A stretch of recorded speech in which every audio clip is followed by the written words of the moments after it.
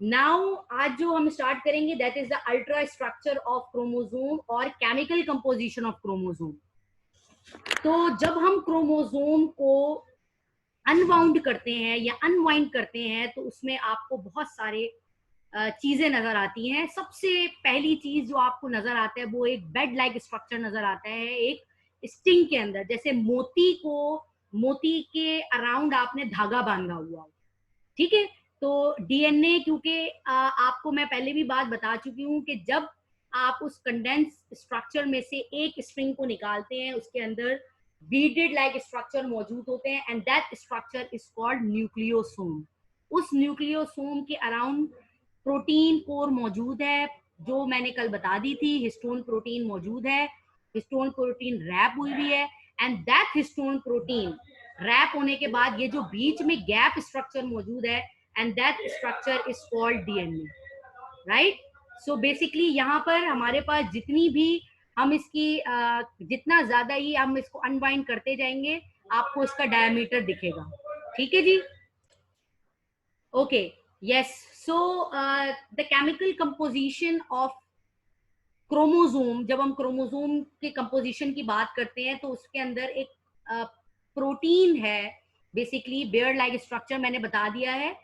Winding of DNA around a protein code to produce a bead like structure that are called nucleosome and this give a packing ratio of about 6, ठीक है। तो ये एक packing, जैसे एक pack किया हुआ होता है ना किसी भी चीज को, डब्बे के ऊपर आपने धागा बांध दिया, बिल्कुल इसी तरीके से यहाँ पर स्टिंग होते हैं और उसके ऊपर धागा नुमा लपेट दिया जाता है, जो कि मैं आगे भी स्ट्रक्चर की बात करूंगी। बेसिकली यहाँ पर मैं एक आप लोगों को रिप्रेजेंटेशन बताना चाह रही हूँ कि इस तरीके से डीएनए जो है वो अपने आप ऊपर जो है वो रैप करता है। So this structure is invariant in both the euchromatin and heterochromatin of all chromosome. बेटा मैं आप लोगों को कल स्ट्रक्चर बता चुकी हूँ कि क्रोमोसोम के दो कंपोनेंट होते हैं, दो पार्ट होते हैं। एक कहलाता है हमारे पास हेट्रोक्रोमैटिन, एक कहलाता है हमारे पास यूक्रोमैटिन। तो हेट्रोक्रोमैटिन क्रोमोसोम का वो एरिया होता है जहां पे डीएनए यानी कि क्रोमैटिन मटेरियल बहुत ज्यादा कंडेंस फॉर्म में होता है, और यूक्रोमैटिन क्रोमोसोम का वो एरिया होता है जहां पे इतना ज्यादा कंडेंस फॉर्म में डीएनए मौजूद नहीं होता है। लेट सपोज अगर मैं यहाँ पर डीएनए की बात कर रही हूँ तो इसका ऊपर वाला पोर्शन जो सेंट्रोमेयर के करीब वाला पार्ट होता है दैट इज कॉल्ड हेट्रोक्रोमैटिन। उसके अंदर जो क्रोमोसोम है वो हाईली कंडेंस है, और उसके नीचे वाला कहलाता है यूक्रोमैटिन। तो यूक्रोमैटिन के अंदर जो क्रोमैटिन मटेरियल है वो इतना ज्यादा कंडेंस मौजूद नहीं है। तो इसी बेस पे जहां पे बाइंडिंग ऑफ डीएनए और प्रोटीन ज्यादा होती है वो पार्ट हेट्रोक्रोमैटिन बना देता है, और जहां पे बाइंडिंग ऑफ डीएनए और प्रोटीन थोड़ी कम होती है वो हम कहलाते हैं, वो पार्ट कहलाता है यूक्रोमैटिन। अच्छा, हिस्टोन प्रोटीन के मैं कंपोनेंट की बात नहीं करूंगी क्योंकि मैं ऑलरेडी कल आप लोगों को बता चुकी हूँ। अब हम जरा लेवल ऑफ क्रोमोसोमल ऑर्गेनाइजेशन की बात करते हैं। बेसिकली क्रोमोसोमल ऑर्गेनाइजेशन 4 लेवल पे कंसिस्ट करता है, यानी कि एक क्रोमोसोम किस तरीके से क्वाइल्ड हुआ है वो 4 मराहिल पे जो है वो मुश्तमिल है। सबसे पहले आप देखें तो क्रोमोसोम का स्ट्रक्चर आपने लिखा सुपर क्वाइल्ड क्रोमोसोम, हमने यहाँ पर पार्ट लिया, यानी कि हमने वो पार्ट लिया जो कि हेट्रोक्रोमैटिन का पार्ट है। अब ये हाईली कंडेंस क्वाइल्ड फॉर्म में है। इस सुपर क्वाइल्ड को हम पहले तो इसको और मजीद इसका थोड़ा सा पार्ट लेंगे, यानी कि सुपर क्वाइल्ड ये हाईली सुपर क्वाइल्ड है तो अब ये लेस सुपर क्वाइल्ड है।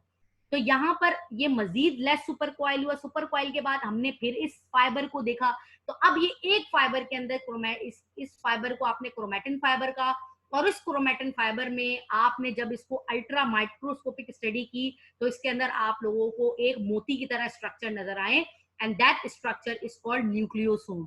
तो न्यूक्लियोसोम किस किस से मिलकर बना हुआ है? न्यूक्लियोसोम सेंट्रल हिस्टोन प्रोटीन से मिलकर बना हुआ है और डीएनए से मिलकर बना हुआ है। तो ये जो राउंडेड स्ट्रक्चर है that is called histone protein. Histone protein के अराउंड में जो रैपिंग है दैट इज कॉल्ड डीएनए, ठीक है जी। तो हमारे पास हिस्टोन प्रोटीन है, हिस्टोन प्रोटीन के अराउंड पे थ्रेड लाइक स्ट्रक्चर है दैट इज कॉल्ड डीएनए। और जब हम डीएनए को कॉइल करके मतलब अनकॉइल करके देखते हैं और इसे लेस जो है वो हम कंडेंस करके देखते हैं तो हमें नजर आता है, जब एक देख ले आप इस थ्रेड को खोल के देख रहे हैं, जब आप इस थ्रेड को खोल के देखते हैं तो आप लोगों को डीएनए डबल हेलिक्स स्ट्रक्चर नजर आता है। तो ये बेसिकली कहलाता है हमारे पास लेवल ऑफ क्रोमोसोमल ऑर्गेनाइजेशन, जो कि 4 लेवल पे कंसिस्ट करता है. The first level, this one is the first level, then second level, then third level and then fourth level. अब आप देख लें, इसका माइक्रोस्कोपिक ये है, इस एरिया का माइक्रोस्कोपिक ये है क्रोमैटिन, एंड देन इसका क्रोमैटिन फाइबर है, एंड देन क्रोमैटिन फाइबर के बाद हमारे पास न्यूक्लियोसोम. तो एमसीक्यूज इस तरीके से आ सकता है कि nucleosome is equal to what, या nucleosome, what is the composition of nucleosome. तो you should know the composition of nucleosome is DNA plus central histone protein. तो हिस्टोन प्रोटीन है, दरमियान में जो जो गोल स्ट्रक्चर है और उसके ऊपर डीएनए, तो एक उन्होंने एक ऐसा स्ट्रक्चर बना दिया जैसे मोती के ऊपर धागा लपेटा हुआ है. तो वो जो धागा, अब पूरे स्ट्रक्चर को आपने कहा न्यूक्लियोसोम. ठीक है जी. अब जहां पे ये क्रोमोसोम बहुत ज्यादा कंडेंस स्ट्रक्चर मौजूद होता है उसे हम कहते हैं हेट्रोक्रोमैटिन, और जहां पे लेस कंडेंस मौजूद होता है उसे हम कहते हैं यूक्रोमैटिन. तो आपको ये बात भी पता होनी चाहिए कि जब साइंटिस्ट स्टडी करते हैं क्रोमोसोम के अल्ट्रा स्ट्रक्चर की, तो वो यूक्रोमैटिन के एरिया से करते हैं, क्योंकि यूक्रोमैटिन के सुपर कॉइल को लेस कॉइल करना इजी है, लेस सुपर कॉइल करना इजी है as compare to heterochromatin. Heterochromatin ज्यादा कंडेंस है तो उसकी साइंटिफिक स्टडी नहीं हो सकती, मुश्किल होती है उसमें, जबकि यूक्रोमैटिन को आप इजीली उसका स्ट्रक्चर को स्टडी कर सकते हैं. देन आपको पता है क्रोमोसोम क्रोमैटिन मटेरियल पे कंसिस्ट करता है. अभी हम देख चुके हैं क्रोमैटिन में क्रोमैटिन फाइबर्स मौजूद है. तो chromatin consist of DNA, RNA and protein. ये तीनों चीज मिलके क्रोमोसोम बनाते हैं. Chromatids, one of the two identical pair of chromosome, कल हम पढ़ के आ चुके हैं. क्रोमोसोम के स्ट्रक्चर को सिस्टर क्रोमैटिड कहते हैं. तो दोनों में सेम होते हैं और क्रोमोसोम के ऊपर मोती की तरह जीन्स अटैच होते हैं. तो जो बड़े लेंथ का क्रोमोसोम होता है उस पर ज्यादा जीन अटैच होते हैं, जो छोटे लेंथ का क्रोमोसोम होता है उस पर कम जीन अटैच होते हैं. Then we have also discussed the 46 chromosome, 22 pair जिसमें ऑटोसोम्स कहलाता है और 1 पेयर सेक्स क्रोमोसोम कहलाता है. और अगर Y है तो वो सेक्स डिटर्मिनेशन के लिए काम करता है. तो here the ideogram of male chromosome. ठीक है जी. Then chromosome and heredity. Chromosome का अब है इनहेरिटेंस से क्या ताल्लुक है. ठीक है. अब आहिस्ता आहिस्ता ये बातें आने लगी कि भाई सेल के अंदर कौन सा ऐसा पार्ट है जो जिसके अंदर, पहले ये देखो पता नहीं था कि भाई कौन सा ऐसा पार्ट है जो कि हेरिडिटी में बहुत इंपॉर्टेंट रोल प्ले करता है. पहले तो ये समझ नहीं आ रहा था कि पूरे सेल में साइटोप्लाज्म में वो चीज होती है या न्यूक्लियस में होती है. फिर क्लियर हुआ नहीं भाई न्यूक्लियस में होता है. फिर न्यूक्लियस के बाद साइंटिस्ट ने ये देखा कि भाई न्यूक्लियस के अंदर क्रोमोसोम, अब क्रोमोसोम तो भाई 4 चीजों से मिलके बना हुआ है. क्रोमोसोम डीएनए से मिलके बना हुआ है, क्रोमोसोम आरएनए से मिलके बना हुआ है, क्रोमोसोम प्रोटीन से मिलके बना हुआ है. तो इनमें यानी कि डीएनए, आरएनए, प्रोटीन, इन तीनों में से कौन सा पार्ट है, कौन सा पोर्शन है जो कि इनहेरिटेंस में इंपॉर्टेंट रोल प्ले करता है. तो अभी तक वो तो हमें पता है ना डीएनए होता है, लेकिन अभी तक साइंटिस्ट ने ये चीज डिस्कवर नहीं की थी, ये चीज इवॉल्व नहीं की थी कि भाई क्रोमोसोम के जो 3 कंपोनेंट है, डीएनए, आरएनए, प्रोटीन, इनमें से कौन सा कंपोनेंट है जो कि हेरिडिटी में इंपॉर्टेंट रोल प्ले करता है, जिसकी वजह से कैरेक्टर ट्रांसफर होते हैं. सो क्रोमोसोम एंड हेरिडिटी में सबसे पहली चीज आपको ये पता होनी चाहिए, ये क्लियर कैसे हुआ कि क्रोमोसोम ही हेरिडिटी में इंपॉर्टेंट रोल प्ले करते हैं, क्योंकि क्रोमोसोम के ऊपर जीन्स अटैच होते हैं. Genes are located on the chromosome and each genes occupy a specific place. हर जीन्स की एक स्पेसिफिक पोजीशन होती है. जैसे जीन 1 अटैच है ऊपर के जगह पे, तो जीन 2 अटैच है नीचे की जगह पे. इसका मतलब ये है कि हर एक जीन की स्पेसिफिक लोकेशन है. लेट सपोज जीन है कलर ऑफ द आई ऊपर मौजूद है, कलर हाइट का नीचे मौजूद है. तो इसका मतलब क्या है कि सीक्वेंस वाइज एक रैंडमली ये मौजूद नहीं है, एक स्पेसिफिक सीक्वेंस से जीन्स जो है वो क्रोमोसोम के ऊपर अटैच है. Each chromosome has just 1 allele for each of its gene. हर जीन्स का अपना एक एलील होता है. The alternative form of gene is called allele, right. तो जहां पर अगर जीन है तो इसकी अल्टरनेटिव फॉर्म, डुप्लीकेट फॉर्म यहाँ पर मौजूद होगी, और that one is called allele, जो कि हम आगे भी डिस्कस करेंगे. बेसिकली मैं सिर्फ इतनी सी आपको चीजें यहाँ पर बताना चाह रही थी कि क्रोमोसोम को हेरिडिटी से किस तरीके से कंपैरिजन किया जा रहा था. क्यों? बिकॉज उस जो क्रोमोसोम है उसके ऊपर जीन्स अटैच है, और क्रोमोसोम की जो मेन कंपोजिशन है उसको देखना बाकी था कि उनमें जो प्रोटीन इंपॉर्टेंट रोल प्ले करता है इनहेरिटेंस में, डीएनए इंपॉर्टेंट रोल प्ले करता है इनहेरिटेंस में या आरएनए इंपॉर्टेंट रोल प्ले करता है इनहेरिटेंस में, अभी तक ये डिस्कवर नहीं हुआ था। अच्छा जी, दो साइंटिस्ट थे, Walter Sutton and Theodor Boveri, जिन्होंने एक थ्योरी दी थी that is called chromosomal theory of inheritance.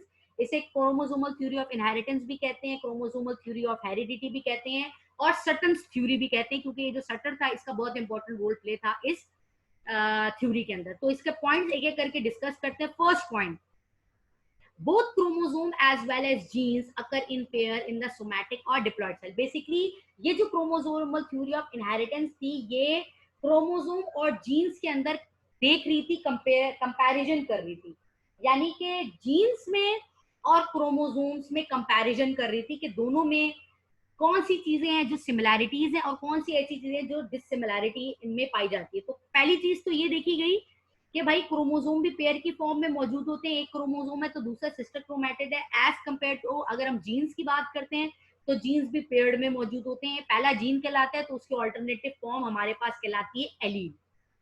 Point number 2, the gametes contain only one chromosome of type and only one type of two allele of character। अच्छा भाई, एक chromosome का जो sister chromatid होता है वो भी इसी की तरह की क्वालिटीज रखता है, राइट। अगर एक क्रोमोसोम हमारे पास, अच्छा अनटिल और अनलेस केस में मियोसिस ना हुई हो, तो उनका जो दोनों सिस्टर क्रोमैटिड है वो होमोलोगस है। होमोलोगस का मतलब सेम कैरेक्टर कैरी करता है। बिल्कुल उसी तरीके से अगर मैं एक जीन की बात करती हूँ और उसकी ऑल्टरनेट फॉर्म ऑफ जीन की बात करती हूँ जिसे हम एलील कहते हैं, वो दोनों भी सेम कैरेक्टर रखते हैं। यानी कि लेट सपोज अगर यहाँ जीन अटैच है और यहाँ पर एलील अटैच है, तो जीन और एलील दोनों के दोनों सेम करेक्टर कैरी करते हैं। सेम करेक्टर का मतलब ये है कि अगर ये हाइट का जीन है जो कि हाइट को जो है कंट्रोल कर रहा है, तो उसकी जो एलील, जो उसकी कॉपी है, फोटो कॉपी है, वो भी हाइट को ही करेगा, राइट। तो जब ये पेरेंट का है ना, अगर ये पेरेंट का गैमीट है और इसने ऑफस्प्रिंग में जाना है, तो ये अपना निकाल के तो नहीं जीन दे देगा ना, ये क्या करेगा, अपनी फॉर्म देगा, यानी कि अपनी फोटो कॉपी देगा। तभी अगर पेरेंट्स में से किसी की आईज ब्लू कलर की हैं तो वो आईज का ब्लू कलरेशन ऑफस्प्रिंग में ट्रांसफर होती है। ऐसा नहीं होता पेरेंट में से वो करेक्टर खत्म हो गया और आप में आ गया, ठीक है ना। तो यानी कि वो फोटो कॉपी आती है, वो जेनेटिक मटेरियल की फोटो कॉपी आती है। तो यहाँ पर भी ये बात की गई है। Third one, the paired condition of both chromosome as well as Mendelian factor is restored during fertilization। अब होता क्या है कि यहाँ पर मेंडेलियन फैक्टर की बात हुई है, तो मेंडेलियन फैक्टर क्या है, मेंडेलियन फैक्टर जीन कहा जाता है। अच्छा, जीन को जब तक क्रोमोसोम की थ्योरी आई थी तब तक जीन्स को जीन्स नहीं कहते थे, जीन्स को कहते थे मेंडेलियन फैक्टर। मेंडेलियन फैक्टर क्यों कहते थे, क्योंकि मेंडल वो फर्स्ट साइंटिस्ट था जिसको, जिसे फादर ऑफ इनहेरिटेंस भी कहा जाता है, जिसने सबसे पहले जीन्स के बारे में स्टडी की।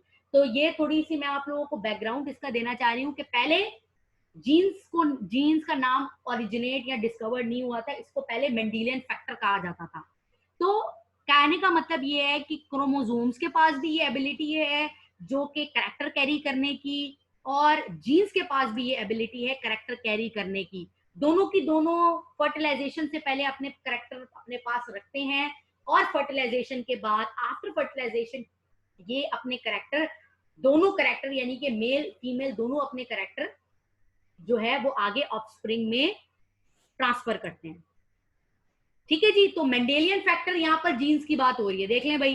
Chromosome are also transfer from one generation to next generation as in the case of genes Mendelian factor. अब इन्होंने ये बात बोली कि क्रोमोसोम भी जो है वो अपने ट्रांसफर करेक्टर करता है एक जनरेशन से पेरेंट से ऑफस्प्रिंग में, एज वेल एज जीन्स भी करेक्टर ट्रांसफर करता है एक जनरेशन से दूसरे जनरेशन में। तो यहां तक क्रोमोसोम और जीन्स की सिमिलैरिटी जो है वो सेम सेम चल रही है। The number of chromosome is fixed in every living species. These are found in homologous pair in diploid cell। अब ये हमें पता है कि क्रोमोसोम नंबर, अच्छा अब यहाँ पर एक डिसिमिलैरिटी आ गई, chromosome number of chromosome and number of genes and number of Mendelian factor. Chromosome number की तादाद फिक्स्ड रहती है जनरेशन टू जनरेशन, लेकिन जो जीन्स है उसकी तादाद सेम नहीं रहती। अगर आपके सेल के अंदर लेट सपोज 500 जीन्स हैं, तो मे बी मेरे सेल्स में हो सकता है 400 जीन्स हो, राइट। तो ये तो वो हो जाता है ना जिसे हम कहते हैं इनहेरिटेंस, वो मेंडेलियन फैक्टर। जो कि चेंज हो सकते हैं। लेकिन अगर आपका क्रोमोसोम नंबर 23 है, मेरा क्रोमोसोम नंबर भी 23, क्योंकि हम सेम स्पीशीज हैं, right. One chromosome from father and other contributed by mother constitute homologous pair. और ये आपको बात पता है, जब फर्टिलाइजेशन होती है, जब एक न्यू गैमीट बनता है, क्योंकि मेल गैमीट हैप्लॉइड है, फीमेल गैमीट हैप्लॉइड है, दोनों क्या करते हैं, हैप्लॉइड हैप्लॉइड मिलके डिप्लॉइड बनाते हैं। तो जब हैप्लॉइड हैप्लॉइड मिलके डिप्लॉइड बनाएंगे, तो एक हैप्लॉइड का अगर एक क्रोमोसोम आ रहा है, तो उसका होमोलोगस क्रोमोसोम आ रहा है फादर से। अगर एक क्रोमोसोम, जैसे लेट सपोज मैं इसकी बात करती हूँ उसको दिखा के, अगर लेट सपोज एक पेयर है ना, क्योंकि हाफ की मैं बात कर रही हूँ, गैमीट में तो एक होता है, एक गैमीट में एक होगा, ठीक है। अगर मैं जर्म सेल्स की बात करूंगी, लेकिन अगर मैं सोमैटिक सेल्स की बात करूंगी, तो ये हमेशा क्रोमोसोम पेयर में ही होता है। तो अगर लेट सपोज ये, अगर मैं लेट सपोज इसको बताऊं, अगर लेट सपोज ये गैमीट आ रहा है मेल की तरफ से, तो ये गैमीट आ रहा है फीमेल की तरफ से, and this pair is called homologous pair, ठीक है। तो ये होमोलोगस पेयर वो पेयर है जो कि हमारे पास बाद में कहलाता है डिप्लॉयड इनमेंबर, ठीक है।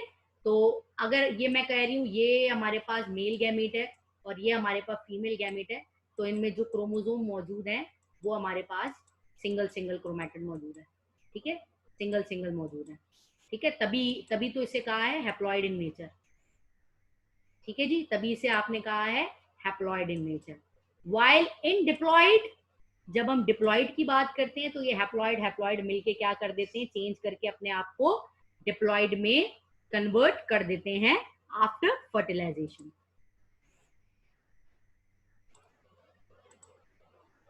Now, before cell division, each chromosome as a whole and the allele of genes get replicated and are separated during mitotic division। और आपको पता है कि जब एक सेल अपने आप को डिवाइड कर रहा होता है, उससे सेल अपने आप को डिवाइड करता है ना, तो उससे पहले क्या करते हैं, अपने जीन्स को भी ज्यादा बढ़ा देता है और अपने जो जेनेटिक मटेरियल है उसको ज्यादा बढ़ा देते हैं। ये मुझे बताने की जरूरत नहीं है, क्योंकि हम ऑलरेडी इंटरफेस, जो सेल साइकिल में हमने इंटरफेस किया था, वो हमने उसमें ही पढ़ लिया था। तो ये जो बेसिकली कुछ पॉइंट्स लिखे हुए हैं ना, ये बेसिकली सेल डिवीजन के लिहाज से लिखे हुए हैं, और ये तब लिखे हुए हैं कि मियोसिस के अंदर चूंकि गैमीट्स नए बनते हैं, और मियोसिस के अंदर, मियोसिस के पार्ट 1 में चूंकि क्रॉसिंग ओवर होती है, तो वहां से क्या होता है कि एक क्रोमोसोम से करेक्टर दूसरे क्रोमोसोम में इंटरमिक्स होता है, और देन न्यू स्पीशीज के अंदर न्यू करेक्टर 1 जो है वो प्रोडक्शन होती है। तभी देख लें आप, homologous chromosome from synapses during prophase 1 stage, which is later course get separated and transferred to daughter cell। और जो अब जो डॉटर सेल बनेगा वो न्यू डिस्टिंक्ट फीचर का बनेगा। डिस्टिंक्ट फीचर का क्यों बनेगा, क्योंकि उसमें प्रोफेस 1 में क्रॉसिंग ओवर दोनों में हो चुकी है। तो each gamete or haploid cell has only one allele of each gene present in chromosome. वही बात, एक पेरेंट के पास gene, alternative form of allele दोनों मौजूद थी, लेकिन जब वो गैमीट बनाता है ना, तो उसमें एक एलील को ट्रांसफर कर देता है, यानी पेयर ऑफ जीन्स को ट्रांसफर नहीं करता। पेयर ऑफ जीन्स को इस तरीके से मैं एग्जांपल दूंगी, वही बात जो मैंने अभी आप लोगों को कुछ देर पहले बताई थी कि अगर colour of the I transfer हो रहा है पेरेंट्स ऑफस्प्रिंग में, तो भाई ऐसा तो नहीं होगा ना कि पेरेंट से कलर ऑफ द आई खत्म हो जाएगा और वो डॉटर सेल में चला जाएगा, नहीं, बल्कि पेरेंट की फोटोकॉपी जाएगी, पेरेंट की एलील जाएगा, पेरेंट का एक करेक्टर जाएगा। तो वो जो एक करेक्टर जाएगा ना, वो खुद ब खुद जब जायगोट बनेगा उसका, तो उसमें वो एक एलील को ट्रांसफर खुद ब खुद कर देगा बिफोर फर्टिलाइजेशन, ठीक है जी। So the character of diploid number is again established by the union of two haploid gametes. तो अब दो हैप्लॉइड अलग अलग मिल जाएंगे तो वो डिप्लॉइड बना देंगे, जिसकी वजह से अब जो डिप्लॉइड गैमेट बना है उसमें मेल के भी करेक्टर हैं, फीमेल के भी करेक्टर हैं, और करेक्टर आए हैं एलील से। तो both chromosome and allele behave in according to Mendel law of segregation. तो इसका कहने का मतलब ये है कि दोनों क्रोमोसोम्स और जो जीन्स है, दोनों के दोनों इंपॉर्टेंट रोल प्ले कर रहे होते हैं for the transfer of genetic material and for play a very important role in the inheritance, ठीक है जी। तो मैंने ये आप लोगों को ये जो पॉइंट्स बताए हैं, ये other than your text book निकाले हैं, और ये जो मैंने कोर्स को जिसको फॉलो किया है वो मैंने फेडरल बोर्ड की और जो है ओ लेवल की बुक को फॉलो किया, राइट। तो आप लोगों को पता होनी चाहिए, क्योंकि आप लोगों के चैप्टर के अंदर सिर्फ क्रोमोसोम्स का बताया हुआ है और क्रोमोसोम और जीन्स का कंपैरिजन नहीं बताया हुआ। तो यहाँ पर हमने क्रोमोसोम और जीन्स को, क्योंकि वॉल्टर सटन ने और हमारे पास जो दूसरा साइंटिस्ट मौजूद था, नाम मैं भूल गई, थ्रॉडर ने, इन दोनों ने जो क्रोमोसोमल थ्योरी बताई थी उसके अंदर क्रोमोसोम्स के बारे में भी डिस्कस किया था और जीन्स के दोनों की सिमिलैरिटी बताई थी, राइट। तो ये वो करेक्टर थे जो ऑलमोस्ट आपको एक बेसिक कॉन्सेप्ट्स के हवाले से पता थे, ठीक है।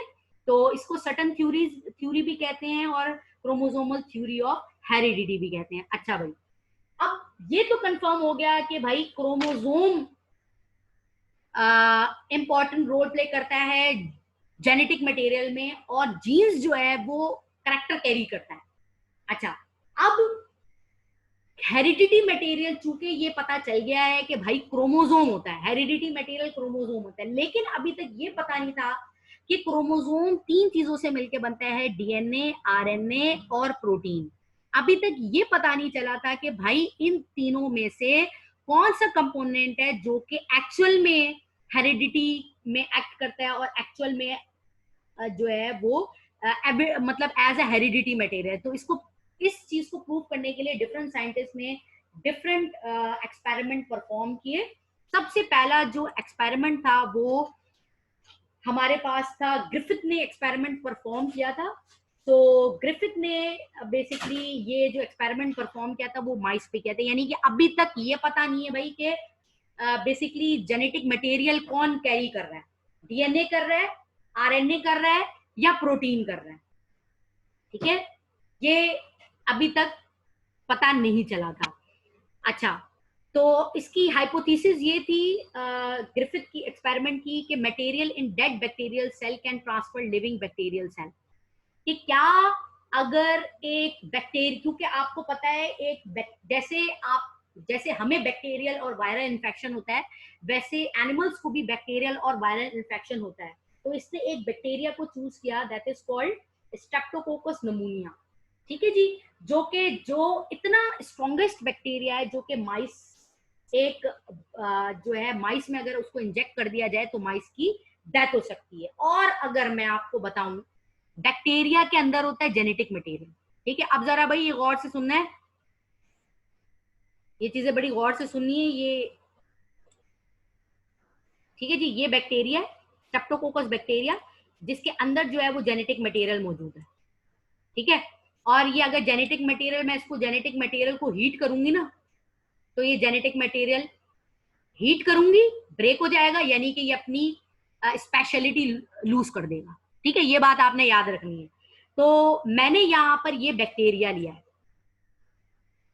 ग्रिफिथ ने बैक्टीरिया लिया, and that bacteria is called Streptococcus नमूनिया। ये इसने बैक्टीरिया लिया था और इसने बैक्टीरिया की 2 बड़ी बड़ी फॉर्म्स ली थी। एक ली थी स्मूथ सरफेस, एक इसने ली थी रफ सरफेस। स्मूथ सरफेस वो थे जो कि बेसिकली नमूनिया, ये रहे एस ने 2 लिए, एस और आर, एक को बोला एस स्ट्रेन, एक को बोला आर स्ट्रेन, दोनों लिविंग। अच्छा, ये वो बैक्टीरिया था जिसके अंदर इसका जेनेटिक मटेरियल मौजूद था, यानी कि ये बैक्टीरिया आगे डिजीज ट्रांसफर कर सकते हैं। ये वो बैक्टीरिया थे जिसमें इसने क्या किया कि इसका जेनेटिक मटेरियल रिमूव कर दिया, ठीक है। बैक्टीरिया है लेकिन इसने क्या किया, जेनेटिक मटेरियल रिमूव कर दिया। तो अब जो हमारे पास ये बैक्टीरिया वायरुलेंट है, वायरुलेंट का मतलब जिसमें एबिलिटी है डिजीज को ट्रांसमिट करने की, और ये बैक्टीरिया हमारे पास है नॉन वायरुलेंट, इसमें एबिलिटी नहीं है ट्रांसफर करने की। अब जैसे ही ये बैक्टीरिया इंजेक्शन के थ्रू इस माउस में इंसर्ट किया तो ये मर गया। अब हमने क्या किया, ये बैक्टीरिया के अंदर का जेनेटिक मटेरियल को रिमूव किया और इसको बना दिया नॉन वायरुलेंट। अभी पता नहीं था कि नॉन वायरुलेंट हो गया ये, इसको माउस में जैसे इंसर्ट किया, माउस सरवाइव कर गया। अब हमने क्या किया, फिर हमने एस लिए, अब हमने एस को क्या किया, हीट कर दिया। मैंने आपको पहले बात बताई थी, अगर आप एस को हीट करेंगे ना तो ये क्या हो जाएगा, इसका जेनेटिक मटेरियल ब्रेक डाउन हो जाएगा और एबिलिटी लॉस कर देगा अपने इंफेक्टेड करने की। तो यहाँ क्या हुआ, जैसे ही मैंने हीट किया इस एस को, इसकी खत्म हो गई और एज अ रिजल्ट जैसे ही मैंने माउस के अंदर इंसर्ट किया तो ये सर्वाइव कर गया, यानी कि इसको कोई फर्क नहीं पड़ा। दूसरा मैंने क्या किया, जेनेटिक मटेरियल वाला और नॉन जेनेटिक मटेरियल वाला दोनों को मिक्स किया और दोनों को डाल दिया। और आपको ये बात पता है, अगर आपकी बॉडी के अंदर एक भी डेंगू का वायरस चला जाता है तो वो खुद ब खुद इन्फेक्ट कर देता है। तो यहाँ भी ऐसे ही हुआ, मैंने दोनों को मिक्स किया, लेकिन इन्फेक्शियस तो था ना, यहाँ पर इन्फेक्शियस वाला बैक्टीरिया तो इसमें तो था मौजूद। तो हमारे मैंने जैसे ही इंसर्ट किया, ये जो माउस है ये इसकी डेथ हो गई।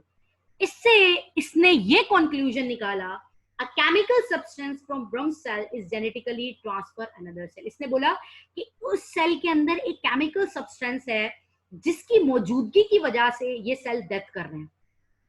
ठीक है, अभी इसको भी कंफर्म पता नहीं चला कि वो जेनेटिक मटेरियल बेसिकली इसका डीएनए, समझ आ रही है बात? तो इसको अभी पता है, इसने सिर्फ ये बोला कि एक सेल के अंदर एक ऐसा केमिकल सब्सटेंस है जिसके पास एबिलिटी है कैरेक्टर ट्रांसफर करने की, और उसके कैरेक्टर ट्रांसफर होने की वजह से बैक्टीरिया की पूरी बॉडी इन्फेक्टेड हुई और वो मरे जा रहे हैं। ठीक है, और इसने ये भी कंक्लूड किया कि अगर वो अगर आप उस सेल को हीट करेंगे तो वो केमिकल सब्सटेंस जो है वो ब्रेक डाउन होगा।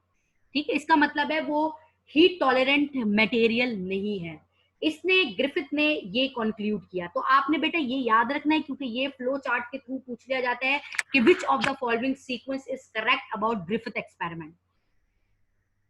नेक्स्ट, देन नेक्स्ट हमारे पास एक है that is called Avery MacLeod and McCarty experiment. ये ऐसे एज सच इंटरमीडिएट लेवल पे पढ़ाया नहीं जाता। ये फेडरल बोर्ड की बुक के अंदर भी छोटा कॉलम जैसे एक्स्ट्रा रीडिंग मटेरियल, लेकिन मैं इनको बच्चों को लाजमी बताती हूँ क्योंकि ये एक इंपॉर्टेंट इन्होंने रोल प्ले किया था। अच्छा, इसने क्या किया, इसने जेनेटिक मटेरियल निकाला सेल के अंदर का ना। इसने जेनेटिक मटेरियल को क्या किया, इसने जेनेटिक मटेरियल को निकाल के सेंट्रीफ्यूज किया। उस सेंट्रीफ्यूज से खुद ब खुद न्यूक्लियस के अंदर का जेनेटिक मटेरियल अलग हो गया और बाकी चीजें अलग हो गई। फिर उसने क्या किया, उसने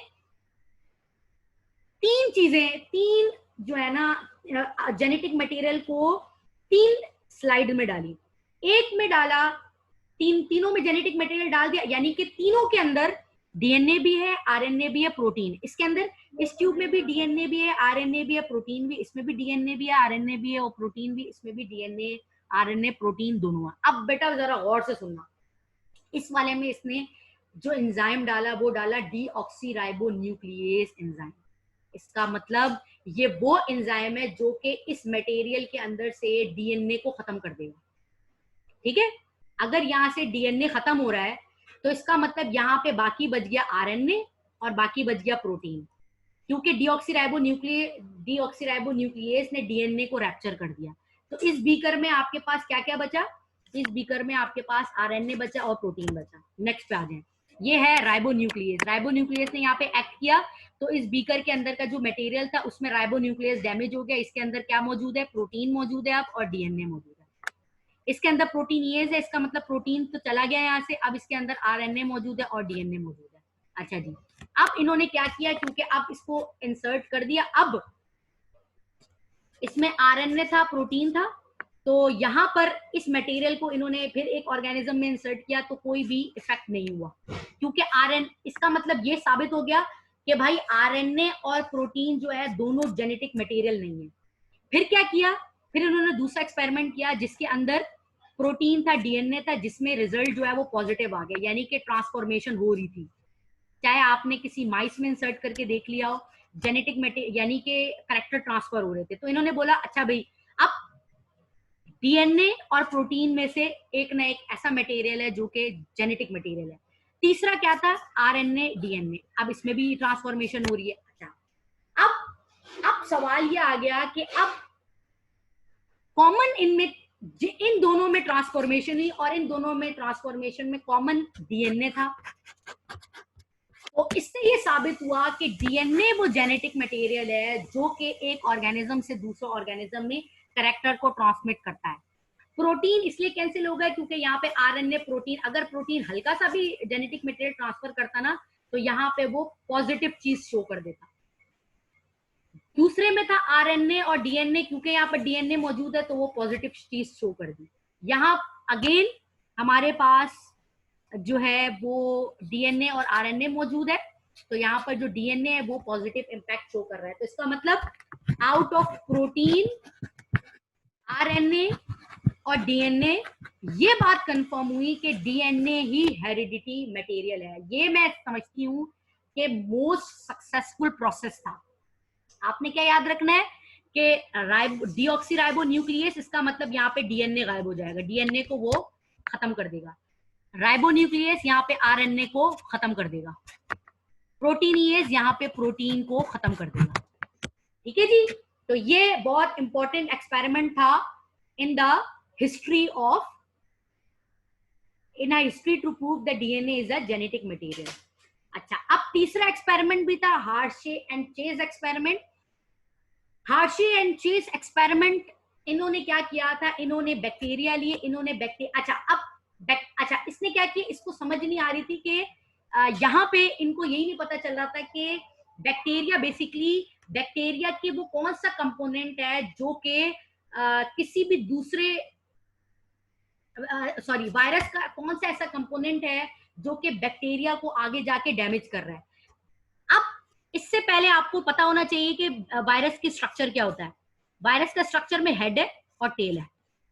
अब इसने बोला कि आइदर ये टेल, ये जो इसकी टेल है ये इन्फेक्ट कर रही है या इसके हेड इन्फेक्ट कर रहा है। इसके लिए इसने क्या किया, इसने सबसे पहले इसको किया लेबल। लेबल का मतलब क्या है, इसने इसको कुछ यानी कि इसके ऊपर कोटिंग की। ठीक है जी।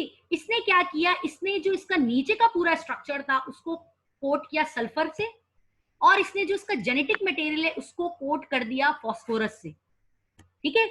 अब इसने दो इसने बैक्टीरियोफेज लिया, और आपको पता है बैक्टीरियोफेज वो वायरस होते हैं जो आगे जाके बैक्टीरिया को इन्फेक्ट करते हैं। क्लियर है जी।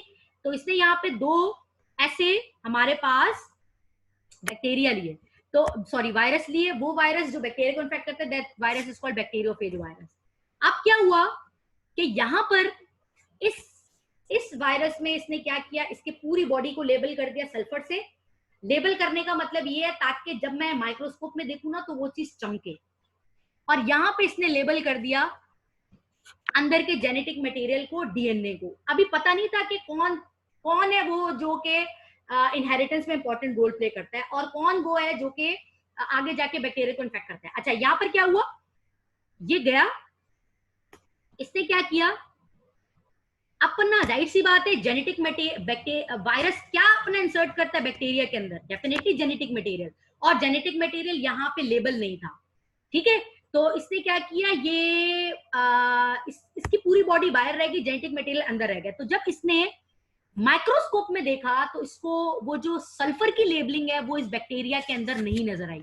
No sulphur detected in cell. इसका मतलब जो वायरस ने जिस बैक्टीरिया को इन्फेक्ट किया है उसके अंदर कोई भी वायरस की बॉडी के बाहर का पोर्शन नहीं था। कहने का मतलब ये है कि ये बात ट्रू हो गई कि एक वायरस के अंदर जो उसका पूरा बॉडी है वो तो किसी भी बैक्टीरिया के अंदर ट्रांसफर नहीं होता। दूसरा प्रोसेस में इसने क्या किया, दूसरे प्रोसेस में इसने देखा कि अब इसने लेबल किया किसको, अंदर के डीएनए को, और इसको किससे लेबल किया, फास्फोरस से लेबल किया। देखिए, लेबल का मतलब होता है हाईलाइट करना। फास्फोरस की लेबलिंग का मतलब होता है उसने वो केमिकल यूज किया जिसमें फास्फोरस की क्वांटिटी ज्यादा थी और वो चमक रहा था। अब क्या हुआ, इसने अगेन आपको पता है एक वायरस सबसे पहले बैक्टीरिया पे बैठता है और बैठने के बाद उसमें अपना जेनेटिक मटेरियल उसमें इंसर्ट कर दिया। अब जो इसने अब इसने अंदर जेनेटिक मटेरियल एक तो गया और ऊपर से जेनेटिक मटेरियल हो गया रेप्लिकेट। एक जेनेटिक मटेरियल थोड़ा सा जाता है और वो फिर डिवाइड हो जाता है। अब इसने जब हार्शे और चेज ने देखा, then phosphorus detected in the cell. ठीक है जी। तो इसका मतलब ये है कि भाई सेल के, बैक्टीरिया सेल के अंदर कौन सी चीज जा रही थी वायरस की, आइदर उसका पूरा बॉडी का पोर्शन या फिर उसका डीएनए जा रहा था। तो यहां से ये चीज प्रूव हुई कि डीएनए ही वो जेनेटिक मटेरियल है जो कि कैरेक्टर ट्रांसफर कर रहा है एक ऑफस्प्रिंग से दूसरे ऑफस्प्रिंग पे, चाहे वो इन्फेक्शन की बात हो या चाहे वो जेनेटिक कैरेक्टर की बात हो, पेरेंट से ऑफस्प्रिंग में जाने की।